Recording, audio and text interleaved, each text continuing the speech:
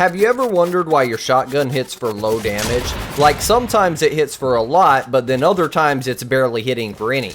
29 in this fight. But now let's take a look at this one. I'm gonna make an edit here, hit him for 140. Now in this video, I'm gonna be explaining to you why that is, and at the end of the video, I'm gonna tell you how to fix it so that all of your shots are hitting for a lot of damage. Now for you to have a better understanding of this, let's talk about the difference between an AR bullet and a shotgun shell. An AR bullet is gonna shoot one straight shot. That's one bullet coming out of the gun. It's going to hit the same every single time if you hit in the head or you hit in the body. Now a shotgun shoots shells, so inside the shells there's a whole bunch of pellets which would make a whole bunch of individual bullets. Now you can see there's 10 individual pellets hitting the wall there, so that means the damage is going to be divided in between those. So now let's take a look at the distance on that. When we're shooting from here, the spread is pretty big, but if we come up a little bit more, the spread's a little bit more tighter, and then we come up here, it's pretty close together. Now if we're point blank, look, it's one solid dot, so that's going to be your 200 pump. Now let's look at the different shotguns and the different spreads that they create. Here's the pump. It's pretty wide, pretty spread out at this distance, but not too bad. Let's go to the tack. Now the tack is spread out all over the place, and that's just the way the tack's always been, and that's how it works. Now let's look at the heavy. It shoots one single bullet, so it can go anywhere within the proximity of my reticle. I'll show you what I mean. If I keep the reticle at the same exact place and I keep pulling the trigger, the dot will end up in a different place every time.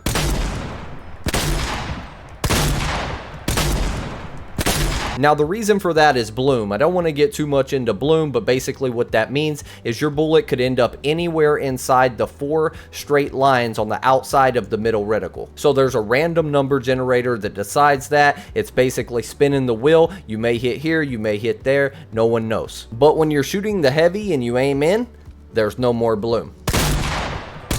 Now that you have a basic understanding of how bullets and shotgun shells work, let me show you how it actually looks on a target. So here's the spread we talked about, right? We have 10 individual pellets that all make up the damage of how much the pump can shoot. So let's say we shoot someone right here on the right with just maybe 1 to 2 pellets hitting him. 53 damage. All right, let's move it just a tad bit more to the right. Okay, didn't hit him there. Didn't hit him there. 17. Now that's gonna be them damage shots whenever you're mad, right? You're like, what the heck, my pump hit for 17? That's because you're only hitting it for 1 or 2 pellets. But now if we line it up for a perfect shot with the dot dead center, 136. Let's try another. 136 again. Now this goes for all of the shotguns other than the heavy. If we switch to the automatic here and we do the same thing, 29 damage. Move it a little bit over here. 18 damage. If we move it dead center, 48, 48, 48. Now the heavy shotgun is just a different breed of shotguns altogether because it shoots that one bullet. We have it directly in the center of the face here and we miss. That's a complete miss because of the bloom going anywhere within the box.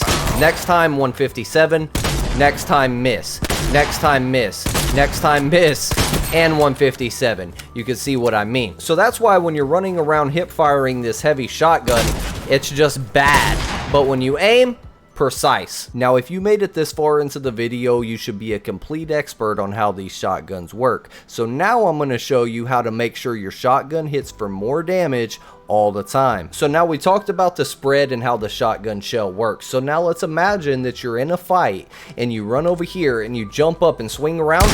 I hit him for 31 because my reticle was off to the side. So I hate to say this, but if you're hitting for low damage, you're not hitting a clean shot. And that's fine. You're not going to hit a perfect shot when you're jumping around spinning like this. But now you know. Try to be more precise. Try to take a little bit more time. 139. Now this last tip I'm going to give y'all, most people don't do, and I understand why we don't do it because we're trying to be fast and we just hip fire. But I want you to look at the spread on the hip fire, then I want you to look at it on aim fire. Here's hip, here's aim. The spread is a lot more tighter. You're going to hit a lot more pellets every time. So let's go here. 117. Let's aim in. 149. And that's going to be consistent. Now that same logic is going to apply for any shotgun that shoots shells. So let's try the automatic. Here's hip and here's aim.